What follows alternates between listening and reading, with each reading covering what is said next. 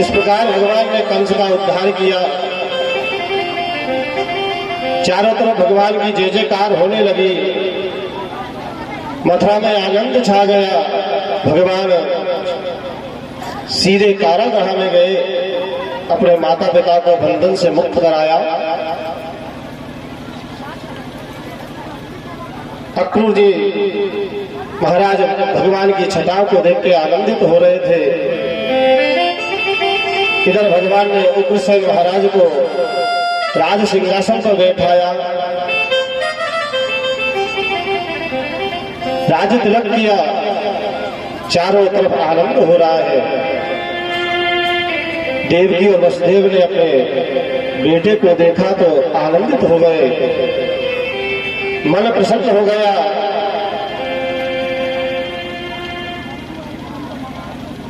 सोचने लगे, देखो मेरा लल्ला मैंने बचपन में छोटा सा देखा था, जिस दिन जन्म हुआ था उस दिन देखा, कितना बड़ा हो गया है।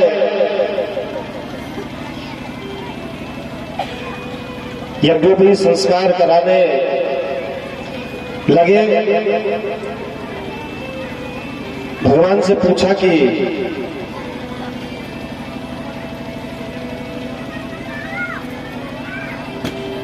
भैया कितने पढ़े हो, कभी स्कूल गए? भगवान कहने लगे ना, हमने कभी स्कूल नहीं देखा, हमने कभी गुरुकुल नहीं देखा। हमें तो मैया का बाबा का जीवन में इतना प्रेम मिला, जिसकी छटाएं हम वृंदावन बिहारी लाल की जय। श्रीमन नारायण नारायण भजमन नारायण नारायण नारायण।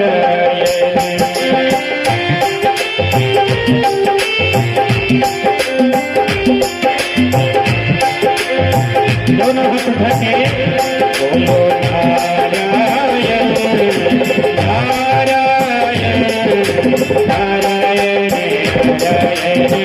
नारायण। भजमन नारायण नारायण नारायण।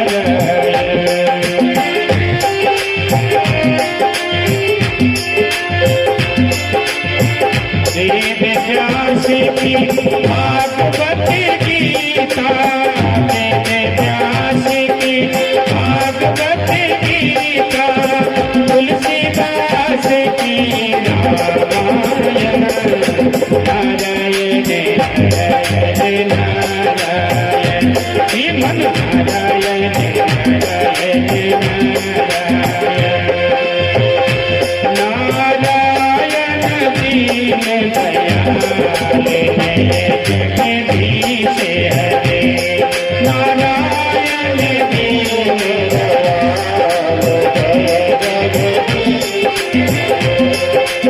जय जगदीश हरे।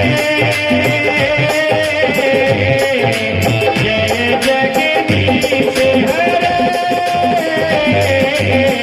जय जगदीश हरे। मेरा कर दो बेड़ा पार। जय जगदीश हरे। नारायण दीन दयाल जय जगदीश हरे। सुखदेव मुनि वर्णन कर रहे राजन, वसुदेव जी ने भगवान को सांदीपन मुनि के आश्रम उज्जैन में विद्या ग्रहण करने के लिए भेजा। भगवान जब उज्जैन जा रहे थे तो रास्ते में एक ब्राह्मण बालक मिला। ब्राह्मण बालक रो रहा था। पूछा, भैया क्यों रो रहे हो, क्या कारण है? कहने लगे, भैया मेरा इस संसार में कोई नहीं है, मेरे माता पिता मर चुके हैं, मैं संसार में अकेला हूं, कोई मुझे अपने पास में नहीं रखता है। भगवान कहने लगे, भैया जिसका संसार में कोई नहीं होता है उसका मैं होता हूं, चलो मेरे साथ आश्रम में, तुम भी विद्या अध्ययन करना। सांदीपन मुनि के आश्रम में भगवान 64 दिन रहे। 64 दिनों में 64 कलाओं का, विद्याओं का अध्ययन कर लिया। वापस से मथुरा आ गए।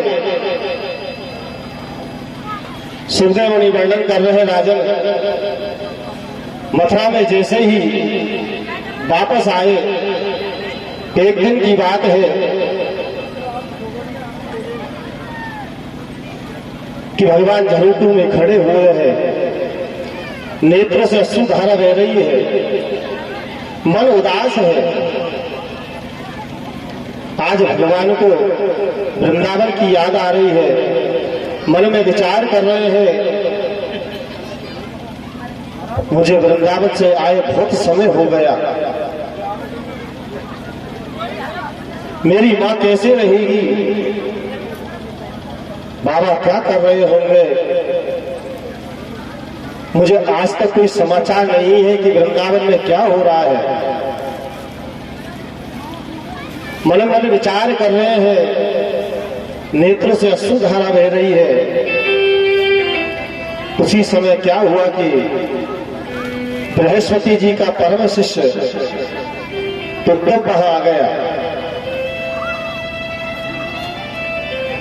उद्धव ने जैसे ही भगवान को देखा, कहने लगे, प्रभु आज बहुत उदास हो, मन खिन्न है आपका, आंखें लाल हो रही है, और तो तुमसे कोई काम नहीं है,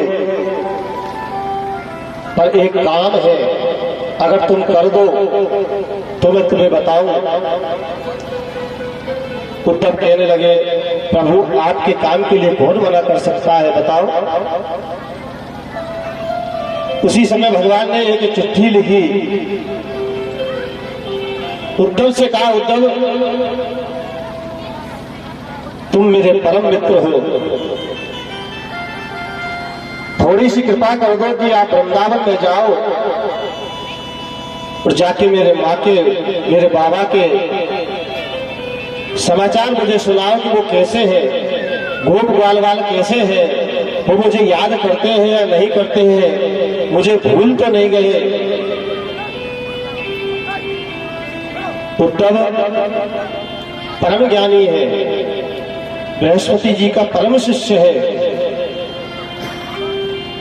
पर भगवान कह रहे हैं, उद्धव मैं तुझे वृंदावन में इसलिए भेज रहा हूं क्योंकि तुम मेरे मित्र हो, तुम में ज्ञान तो बहुत है पर तुम्हारे अंदर प्रेम नहीं है, तुम्हारे अंदर ज्ञान का अहंकार है कि मेरे जैसा समान कोई विद्वान नहीं है। और जिस व्यक्ति को ये अहंकार हो जाता है कि मैं विद्वान हूं और इसके मन में प्रेम नहीं होता है,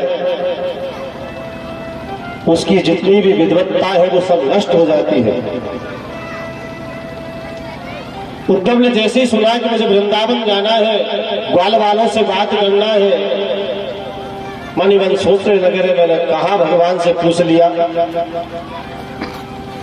मैं इतने ज्ञानी, मेरे शब्दों का वो क्या जवाब देंगे, उनको शब्दों का मैं समझ नहीं पाऊंगा, मैं उनसे कैसे बात करूंगा, वो गांव के गवार है। अब मैं भगवान से मना तो नहीं कर सकता, अब मुझे जाना ही पड़ेगा।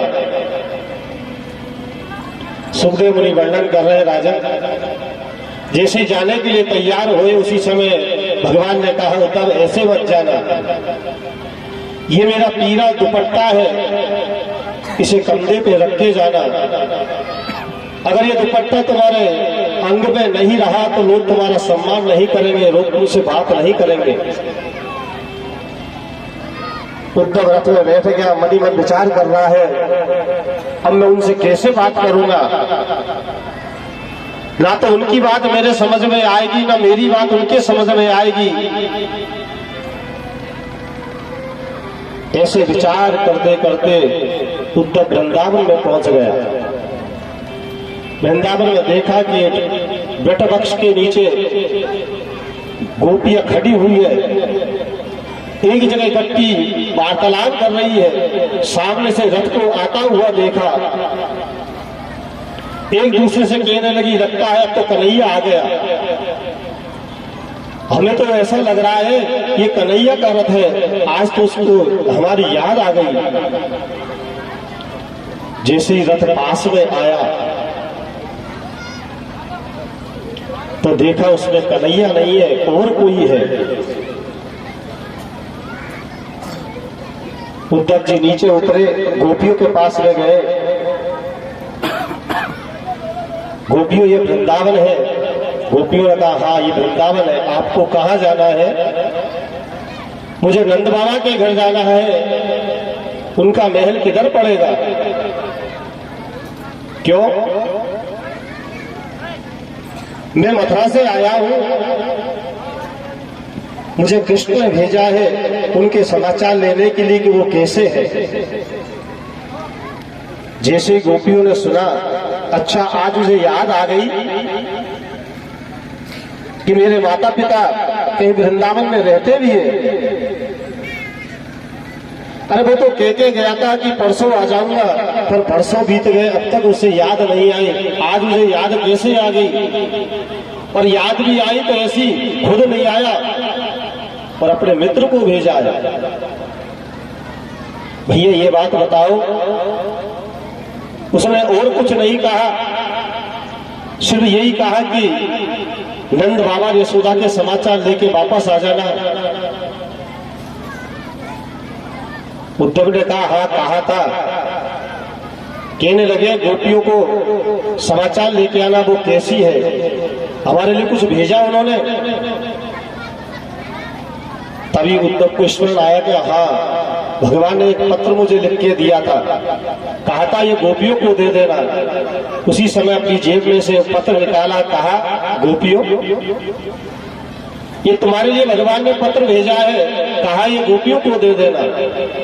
जैसे गोपियों ने सुना पत्र भेजा है, उद्धव के हाथ से छीना। एक गोपी